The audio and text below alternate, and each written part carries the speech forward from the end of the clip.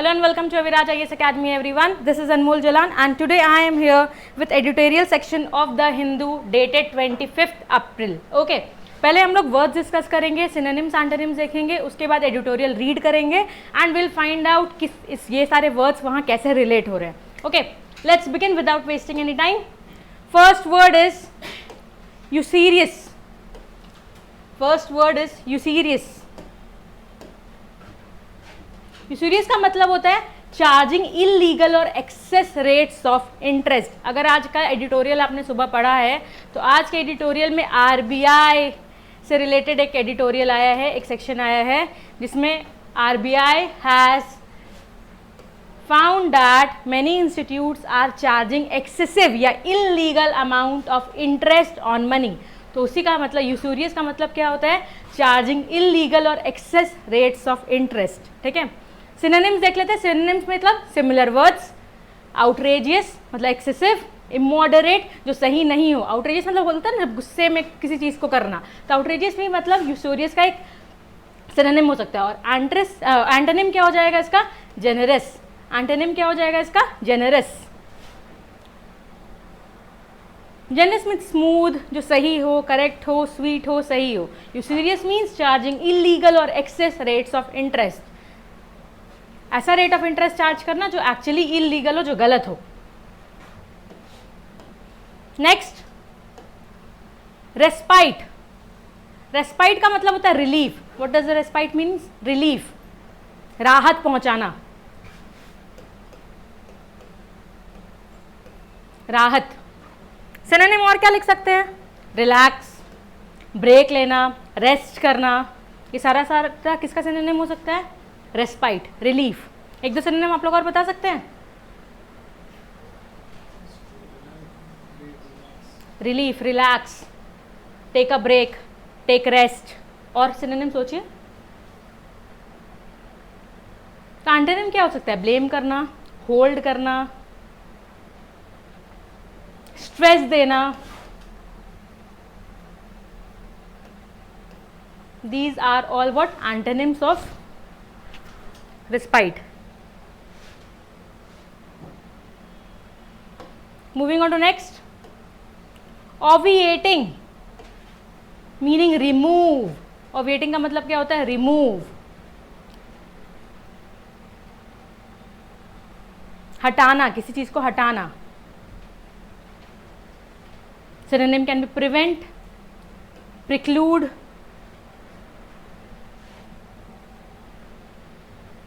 Antonyms can B demand करना, involve करना, नेसेसिटेट करना. ये हो गया कंपलसरी कर देना, और ये हो जाना कंपलसरी नहीं करना. ऑब्विएटिंग मतलब हटा देना, कोई चीज़ बहुत कंपलसरी है उसको रिमूव कर देना. ठीक है, तो इसी का एंटोनिम क्या हो सकता है. अब उसी चीज़ को हम क्या कर दिए, नेसेसिटी बना दिए कि आपको करना ही करना है, या फिर उसका डिमांडिंग कर दिए, या इन्वॉल्व कर दिए. यहाँ रिमूव कर रहे थे, अब उसको क्या कर रहे हैं, इन्वॉल्व कर दे रहे हैं. Understood. So that is antonym.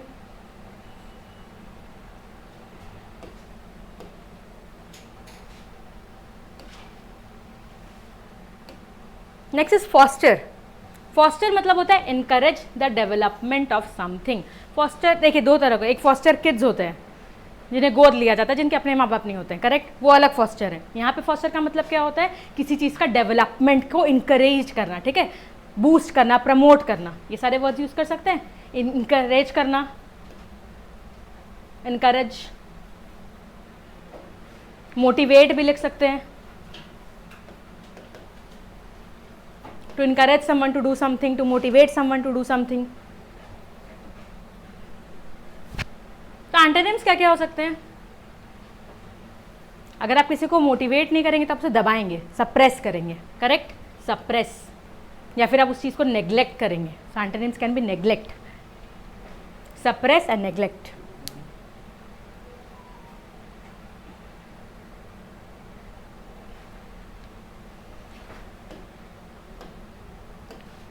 Next word can be hitherto.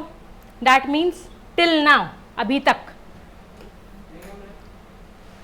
Yes, till now, up to the time.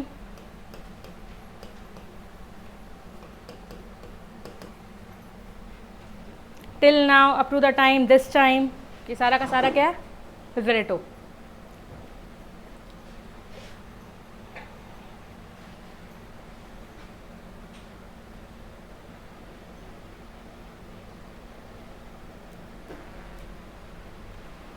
Then reiterated means repeated, repeating something continuously,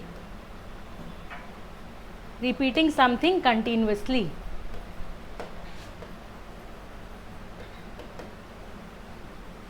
किसी चीज़ को बार बार बोलना ताकि वो इंसान उसे याद कर ले, उसे समझ में आ जाए कि हाँ ये चीज़ हो रही है, मुझे याद रखना है। Okay, synonym can be restate, rehearse. Rehearse करना मतलब क्या होता है? बार बार रिपीट करना, है ना, करेक्ट। सो एंटोनिम क्या हो जाएगा इसका? वंस, एक बार।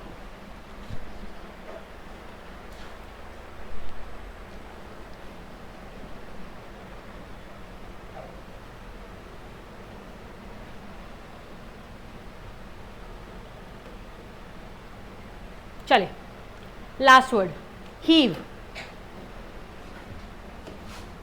हीव का मतलब होता है शाय अ रिलीफ, मतलब राहत की सांस लेना, ठीक है। Heave, to breathe, to relax.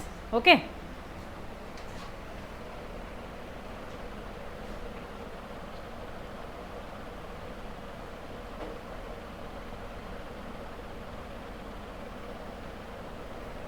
ऐसे हीव का एक और मीनिंग है, लिफ्ट करना किसी चीज़ को बहुत ताकत लगाकर, उसे भी हीव कहते हैं, ठीक है। बट हमारे लिए यहाँ पर आगे जब पैराग्राफ में आएगा वो, तो यहाँ पे हीव का मतलब क्या है? शाय अ रिलीफ, मतलब राहत की सांस लेना। ओके, सो ब्रीथ, रिलैक्स। एंटोनिम क्या हो जाएगा? स्ट्रेन या स्ट्रेस लेना। ओके, स्ट्रेन या स्ट्रेस लेना।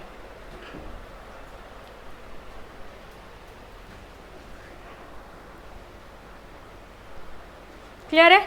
आगे बढ़ सकते हैं? चलिए अब रीड करते हैं editorial.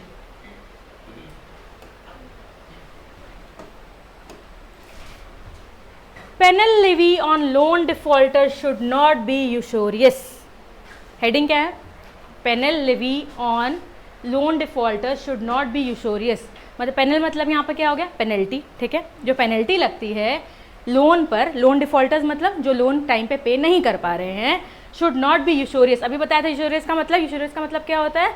It should not B charge in very high amount. Interest का चार्ज ऐसा नहीं होना चाहिए कि वो इलीगल हो जाए, अंडरस्टूड? वो ऐसा नहीं होना चाहिए, वो क्या हो जाए? इलीगल हो जाए, ठीक है।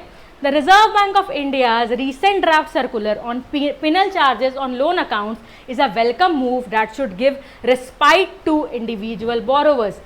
तो अभी जो रिजर्व बैंक ऑफ इंडिया का जो रिसेंट नया जो ड्राफ्ट सर्कुलर आया है वो किसके लिए वेलकमिंग है? वेलकमिंग मतलब बहुत अच्छा होने वाला है। किन लोगों के लिए? जो एक्चुअली लोन लिए हुए हैं किसी ना किसी इंस्टीट्यूट से एंड दे आर डिफॉल्टर्स, वो लोग पे नहीं कर पा रहे हैं, ठीक है। उनके लिए ये बहुत अच्छा मूव है, उनके लिए respite to individual borrowers. Respite मतलब क्या था? ये रिलीफ है, ठीक है। ये रिलीफ है इंडिविजुअल बोरोवर्स के लिए जिनके लोन अकाउंट्स पर एक्सेसिव पेनल चार्जेस लगे हुए हैं, ठीक है। क्यों पता है? समझाते हैं।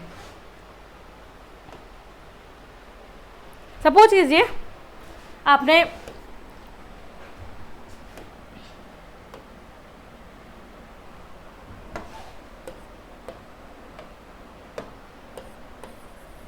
$1,000 का लोन लिया था, ठीक है। You paid like for example 400 rupees, ठीक है, एंड स्टिल 600 इज लेफ्ट। या आपने चलिए 800 पे कर दिया था,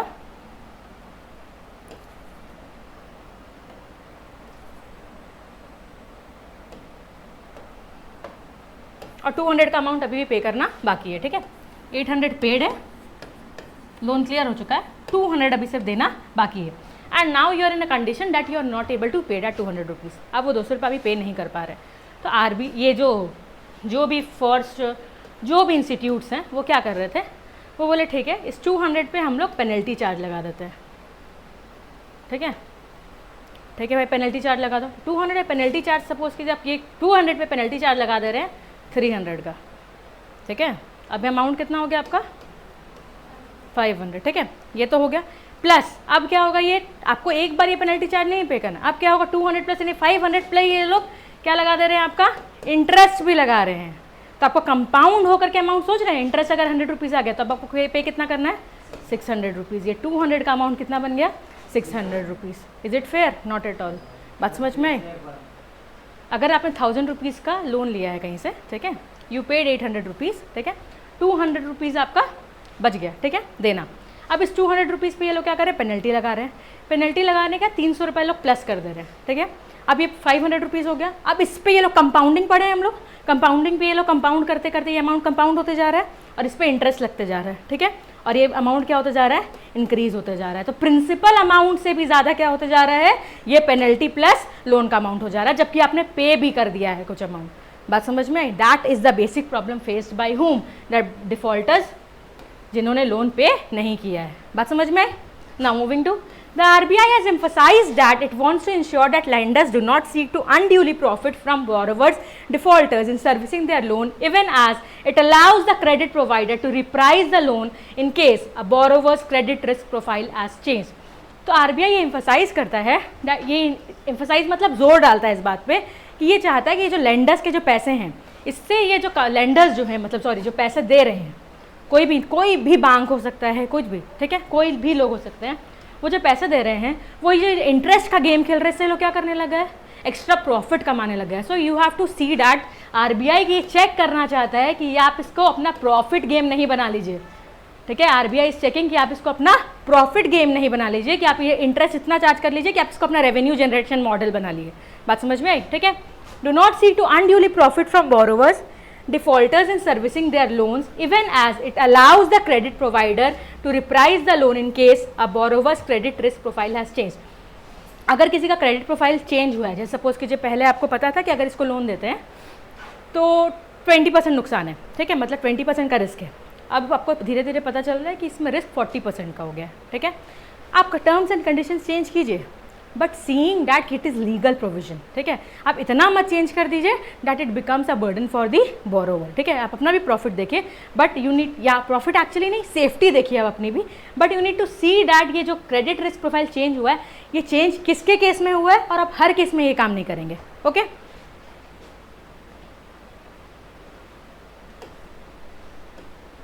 The central bank's draft guidelines on fair lending practice are aimed at obviating a practice where lenders have hitherto levied a penal interest over and above the contracted rate of interest. What was the meaning of obviating?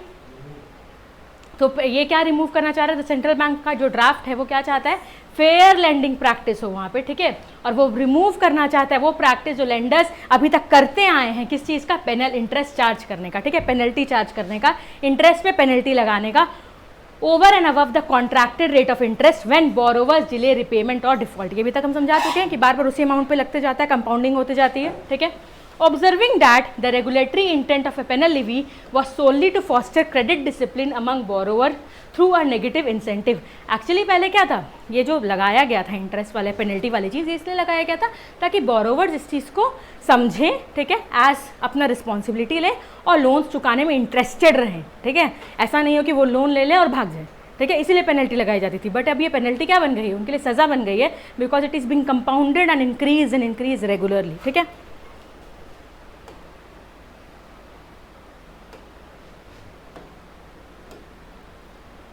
Supervisory reviews had found that some entities were in fact charging excessive rates of penal interest, leading to hardship to the borrowers and disputes. तो ये पहले आया कि supervisory जब review किए तो ये लोग को पता चला कि बहुत सारी एंटिटीज़ है जो कि बहुत ज़्यादा एक्सेसिव, बहुत ज़्यादा इंटरेस्ट चार्ज कर रही है, बहुत ज़्यादा पेनल इंटरेस्ट चार्ज कर रही है, जिसके वजह से बोरोवर्स पे बहुत ज़्यादा हार्डशिप, मतलब बहुत मुसीबत आ पड़ी है, एंड साथ साथ में बहुत सारा डिस्प्यूट्स भी हो रहा है, ठीक है। Lenders had also in certain cases been capitalizing the penal interest, thereby increasing the principal amount that the borrower would ultimately have to repay. अभी मैंने बताया था कि ये क्या होता जा रहा है, कैपिटलाइज करते जा रहे हैं, कंपाउंड करते जा रहे हैं, वो आपका प्रिंसिपल अमाउंट में ऐड होते जा रहा है। इसके वजह से क्या होगा, कभी आपका लोन चुक पाएगा, कभी नहीं। ये प्रिंसिपल अमाउंट, जिनके पास अभी रिमेनिंग अमाउंट चुकाने का पैसा नहीं है, उसका क्या होगा, प्लस प्लस प्लस प्लस करते जाइए। What will happen? The hardship on them will increase, the loan amount will increase, और उनके पास लास्ट में क्या आ जाएगा, सिर्फ बर्डन ही बर्डन आएगा, ठीक है।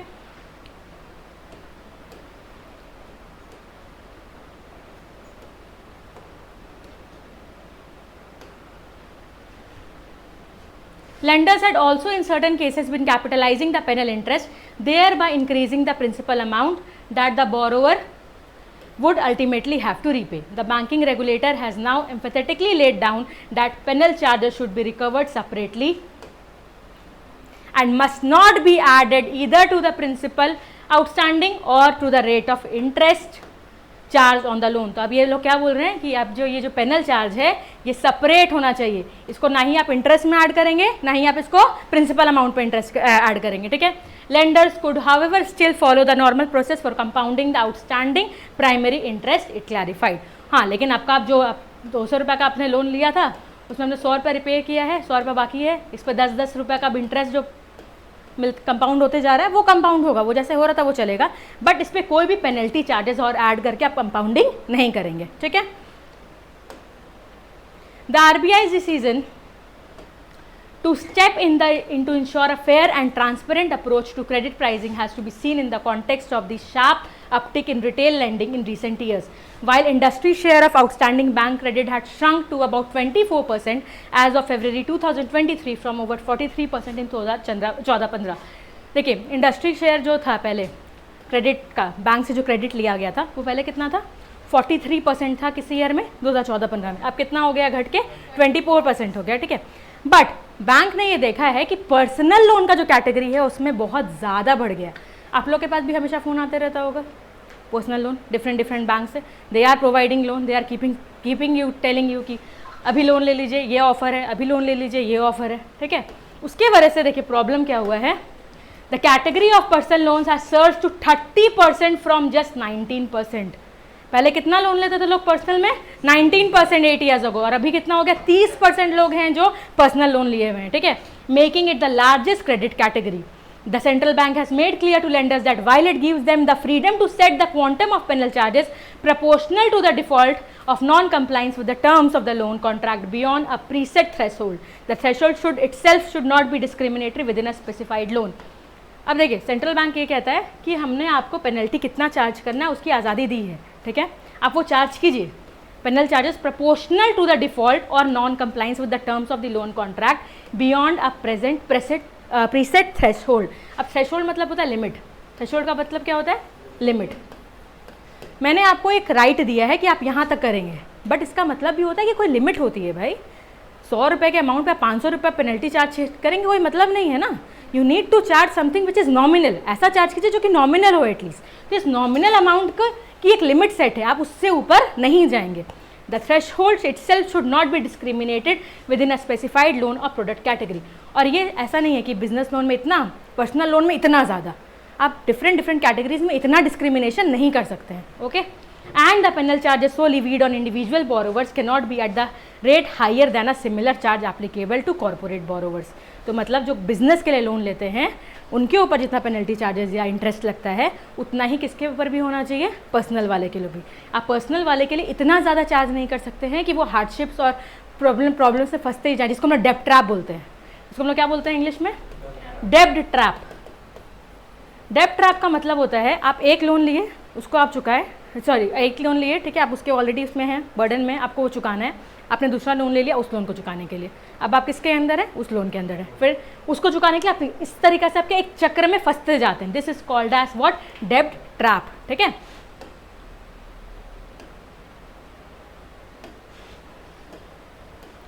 So levied on individual borrowers cannot be at a rate higher than the similar charge applicable to the corporate borrowers। ये समझ में आई कि corporate borrowers जो होंगे, जो बिजनेस के लिए लोन लेते हैं, उनसे ज़्यादा आप चार्ज नहीं करेंगे, आप इनका और रेट इनका सिमिलर रखने की कोशिश करेंगे, ओके।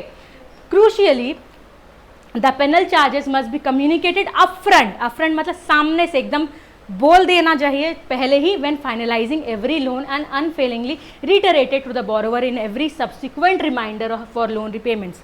ये इसमें लिखा है कि जो पेनल चार्ज है वो आप पहले से कम्युनिकेट कर देंगे। हम लोग लोन लेने जाते हैं, एक पेपर साइन करते हैं, उसमें टर्म्स एंड कंडीशंस लिखा हुआ होता है। टर्म्स एंड कंडीशन शायद इतना छोटा छोटा लिखा हुआ होता है कि हम पढ़ते भी नहीं है ध्यान से, करेक्ट है। उस टर्म्स एंड कंडीशन में सब लिखा हुआ होता है, बट वो बताया नहीं जाता है, बात समझ में। वो आप पढ़ लिए तो आपकी किस्मत, नहीं पढ़े तो आपकी किस्मत। तो अब सेंट्रल बैंक कहता है कि आपको ये अपफ्रंट होकर, आपको पहले से जब वो लोन लेने आएंगे आपको क्लियरली स्टेट करके एक्सप्लेन कर देना है दैट अगर आप लोन पे नहीं करते हैं तो आप पे ये चार्जेस लगेंगे। साथ साथ में जब भी आप रिमाइंड करेंगे उनको, ठीक है, जब भी आप उनको रिमाइंड करेंगे बोरोवर को, सब्सिक्वेंट रिमाइंडर देंगे, जब भी सब्सिक्वेंट मतलब बार बार, ठीक है, जब भी बार बार रिमाइंडर देंगे तो आपको बार बार उस रिमाइंडर में बताना है कि अगर आप अभी पे नहीं करेंगे तो आप पे इतना चार्ज लगेगा, अगर आप अभी नहीं पे करेंगे तो आप पे इतना चार्ज लगेगा, ठीक है। This has to be reiterated मतलब रिपीटेडली बताते जाना है बोरोवर्स को, okay. Small borrowers are sure to heave a sigh of relief as the RBI has made clear it will not brook any usury। तो जो स्मॉल बोरोवर्स हैं, जो 1 लाख 2 लाख 5 लाख ऐसे लोन लेकर बैठे हैं पर्सनल लोन्स में, जैसा जैसा बैंक से फ़ोन आता है, अगर वो लोग, तो उनके लिए ये बहुत ज़्यादा क्या होगा, एक रिलीफ होगा, एक राहत की सांस होगी, क्योंकि सेंट्रल बैंक ने ये क्लियर किया है कि वो कोई भी इलीगल चार्जेस को अब बियर नहीं करेगा और उस चीज़ को रिमूवल करने में हेल्प करेगा। अंडरस्टूड? Am I clear? तो ये था आज का editorial section with this words. ये PDF है जो आपको मिल जाएगा। Okay, will be attaching it this with the video. Till then a very good day everyone. और साथ साथ में एडिटोरियल के लिए रोज़ इसी वक्त हम लोग मिलेंगे, हिंदू का एक एडिटोरियल डिस्कस करेंगे, साथ साथ में वर्ड्स भी करेंगे। So this is going to be helpful for everyone who is appearing for any competitive examinations. Thank you and have a very good day.